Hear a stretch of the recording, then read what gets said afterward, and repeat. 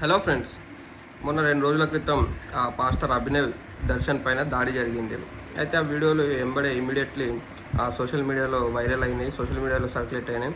అయితే మనకు బిట్ వచ్చినాయి. కాకపోతే ఎంబడే వీడియో చేద్దాం అనుకున్నా. ఆ వీడియో చూసినప్పుడే కొంచెం డౌట్ వచ్చింది, ఎందుకో ఆ తేడా కొడుతుందని చెప్పేసి ఇమీడియట్లీ వీడియో చేయలేకపోయినా. అయితే ఇప్పుడైతే నిజాలు బయట పడ్డాయి. దాని వెనుక ఉన్నది ఈ పాస్టరే. ఇట్లా లుచ్చనా కొడుకులకు ఈ సమాజానికి చాలా ప్రమాదకరం ఇలాంటి వాళ్ళు. ఎందుకంటే ఇప్పటికే దేశంలో కులాలు మతాలు అని చెప్పేసి కొట్టుకొని చేస్తున్నారు.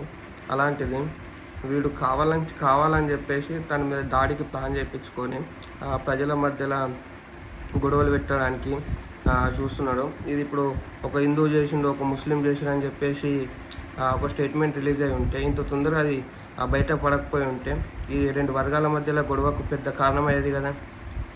ఇట్లాంటి లుచ్చనా కొడుకులకు ఇప్పటికే మన తెలుగు రాష్ట్రాలలో మతం పేరుతోని, కులం పేరుతోని కొట్టుకు చేస్తారు. నువ్వు హిందూ, నువ్వు ముస్లిం, నువ్వు క్రిస్టియన్ అని చెప్పేసి, చిన్న కులం పెద్ద కులం అని చెప్పేసి కొట్టుకు చేస్తారు.